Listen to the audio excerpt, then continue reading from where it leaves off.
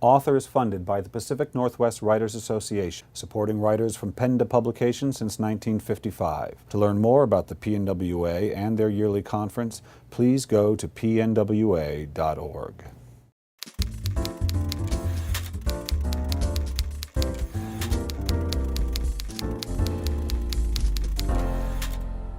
Hi, this is Bill Kenower of Author Magazine, and tonight I'm at the Pacific Northwest Writers Association Writers Conference in SeaTac, Washington, with Ashley Sweeney, author of Eliza Waite. Ashley, welcome to Author. Thank you so much. Well, Ashley, congratulations. You just won the Nancy Pearl 2017 genre. So exciting. It's awesome. This is your first published novel. It is.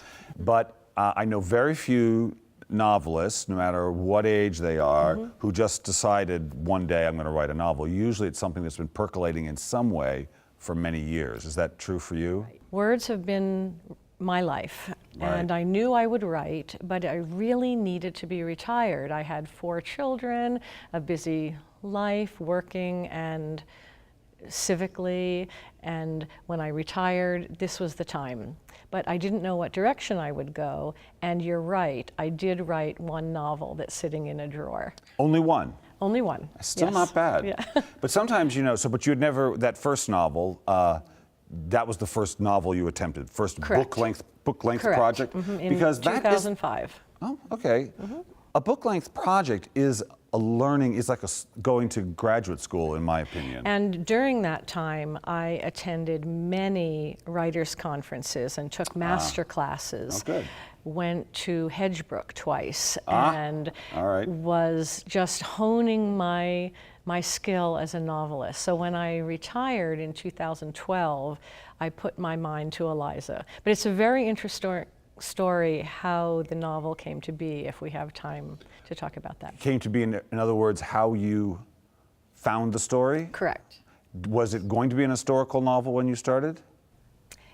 I didn't know what direction I was going to go after my first novel, but my husband and I took a boat trip to Cypress Island in the San Juans here in Washington. And we stayed overnight, and the next morning we attempted to hike up to the top of Eagle Cliff, which is a 700-foot basalt outcropping in the San Juans, and you can see 360 degrees around the San Juans. Wow. But being DNR land, we missed the turnoff, and instead we were led to this sheltered cove where we found a dilapidated cabin.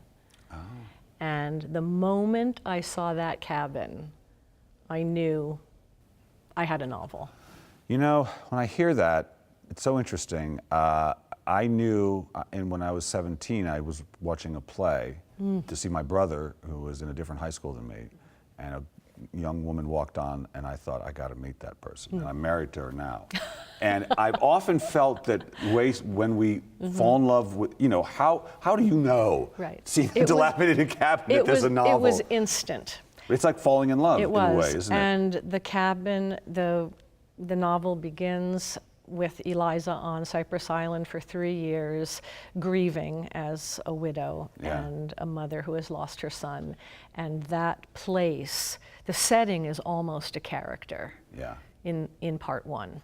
God, that is such a great story. Yeah. And what I love about that story is the mysterious way we do know these things. Right. You know, because how do you find a story? Right. I've given countless lectures in the last year. It's been a very busy year for me with Eliza, and she has taken on a life of her own. But I say at the end of each one of those lectures, sometimes we take the path by chance, and sometimes we take it by choice. But either way we take it is where we are, and that's exactly what happened with Eliza for me. That's great. That's great. And so you said something rather offhandedly, but I think is significant to the author, which is that it's Eliza that came through, let's say, your imagination, your curiosity, and your hours at the desk. But she's very real. I know that. She has to be, or you can't write her, right? That's right. But it came through that, your private experience, but then you said it took on a life of its own. It did. And which is what always happens.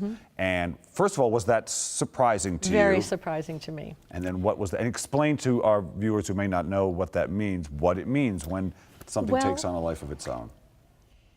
In this case, Eliza is fictional, but she's transcended fiction into reality. I've gotten a lot of fan mail in the last year, and some of the women have written, I've been grieving over the loss of my husband for many years, and if Eliza could get through this, then I can get through this. Wow.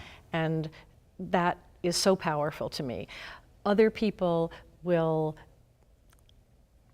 take Eliza to places I've never been. I've never been on a round the world cruise, but she has. I'd like to follow her. Don't you also have the experience, I love this aspect of writing, that in a way, your readers are reading their book. They are. Their own version of what you've written. And I spent 8 years so they could have that weekend's pleasure of Yes, reading. you did. And they're so grateful for it, but it's so much their own experience. It is very much so. Isn't it great and magical and odd? Well, That it's like a child going off and just having their own life that really, goodbye, Mom, I'm done. But that character can live with you and With you, for sure, right? And with readers. When we read a book that really touches us, that character will stay with us for a very long time, and that's happened with Eliza. That's awesome. That's awesome. I think it's a good, I hope you're writing another book or going to write another book. Oh, I'm within 30 days of finishing my second novel, excellent. and the third one's started. Percolating. It is. So what did you learn writing Eliza that you brought to book number 2?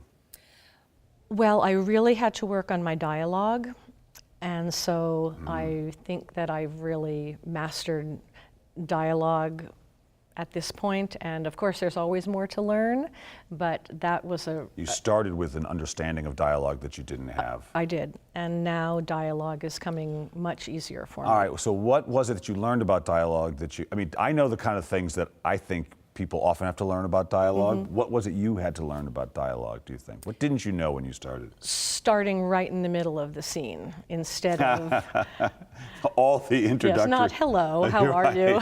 Okay. Very well, thank you. All right, so you had to get rid of all that prattle that would come beforehand. I did. But then once you got into the scene, did it feel natural? Oh, very. Okay. And so that was a real learning experience for me. Also, 8 years for Eliza, less than 18 months for the second novel. So now Why I that know. difference in your mind?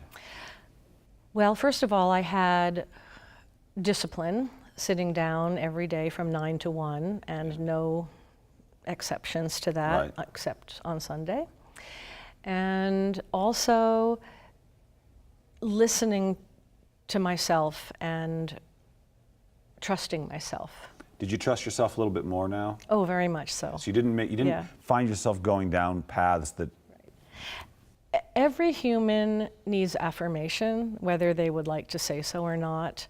And with all the work that went into the historical research, it was good to hear back. You got that right, you got that right, you got that right. So I trusted myself more that I got it right. Yeah, it's a funny thing. You're trusting something that you always knew you... Looking back, you know you could have trusted it. But now you said, you're just giving yourself permission at last to trust what has always been there. That's right. The door has been opened, and now I don't think I'll ever be retired. Who needs it? I always say the difference with success is that you get to live without the question, am I any good? That you kept asking and you kept asking. But the life is the same, but that question will just drag you down. That's right. Won't it? And it's a useless question, but you're asking it, or I'm asking it, you know. All right, well, I've got one more question for you, Ashley. And what I'd like you to do is finish this sentence for me. Okay. If writing has taught me anything, it's taught me what? To listen to myself and believe in myself.